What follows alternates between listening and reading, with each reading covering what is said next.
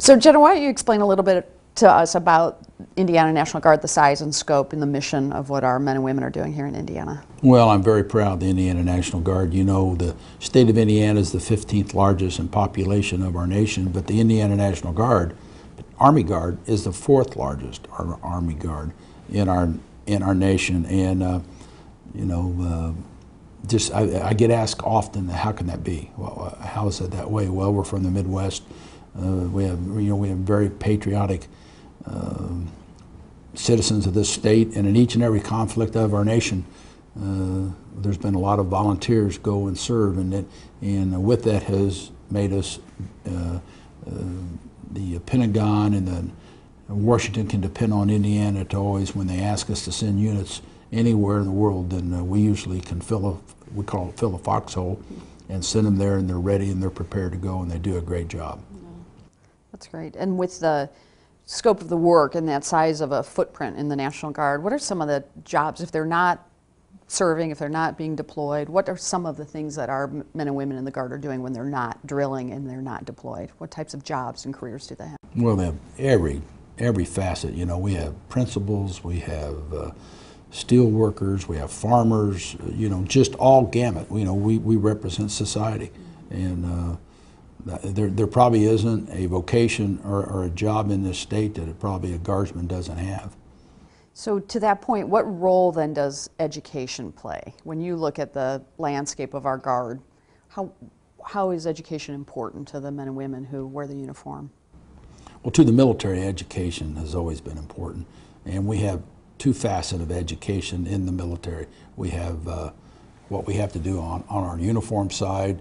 As you go up in rank, you have to have different military education you have to go to and graduate from, but also you have to have a certain level of civilian education. So whether you're an enlisted soldier, an officer, it really makes no difference. We would like and always support our young men and women to get a college degree if they haven't got one, or associate's degree, and in many cases go on for a master's. As you know, Governor Daniels created WGU Indiana as the 8th state university, a nonprofit online university. And so now with the new GI Bill allowing guardsmen to take advantage of the housing allowance if they go to an online university, I'd like to hear your thoughts about how an online nonprofit university can help the Guard in their pursuit of those college degrees, bachelor's or master's, and how does that change? Well, I think it's going to be a great opportunity. It really is, because if you think about a National Guardsman, he isn't an active duty. He's a citizen soldier, so he has a family. He has to wear the uniform and serve, but he also has a job. So, you know, the day gets pretty filled, and it's very difficult sometimes to go. You have to go at night. You have to go to set in many hours to go to help get a degree. But this will give a soldier an opportunity, or an airman, to, in their own home in the right hour, to be able to get online, and the fact they can use the benefits that you just talked about is just a great opportunity. So I think WGU fits really great for a military person. Right. And you know, we're both passionate about military spouses. WGU Indiana also provides opportunities for the spouse, but I'm curious what you see in the work that you do with all of the population in the military. How could an online education at $6,000 a year, how can that be make an impact in the role of the military spouse? Well, with the new GI Bill, it gives a soldier an opportunity to transfer X number of dollars for the number of deployments that he or she has been on. So really, quite frankly, it makes it cover a longer period of time, and for many more of his family. So the less amount of dollars that he or she has to spend for their education, they can transfer that to their spouse, to their dependents. So again, it's just a great thing. And the cost of $6,000 a year, how does that make an impact in the military space? It's the cost of WGU Indiana tuition, is that?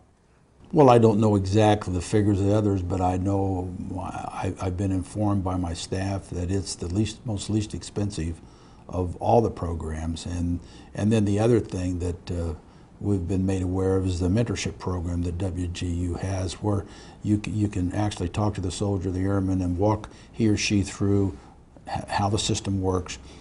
Maybe they can test out of of a lot of education that they can get, or credits because of their experience in the military, that the mentor understands that and walks them through all the gamuts. And sometimes, you know, soldiers have so many things going on. If it's very difficult to navigate that system, they just drop out. So I think what WGU has set up is going to make it much more easy for a soldier or an airman to get their education. From your heart, what's your expectation as it comes to our guardsmen being educated and pursuing education? Like, what do you want to see for the Guard? Well, I'd love to see every soldier, again, it makes no difference whether you're a private or you're an officer, to get an education. We all know that gets you in the door. All these great men and women have served their country. They've gone over and they've matured very much, and they found out that they're capable of doing many more things than they probably thought they could. So they come home now, like it was in World War II. Our great generation came home. The GI Bill was established. Many of them got their education and led this nation to be the greatest nation in the world. I think this younger generation has the same opportunity, and I wish every one of them, and hope, and will do everything I can to help them pursue their education. I think WGU offers the greatest flexibility and opportunity for our soldiers and airmen more than any other educational program that I've seen.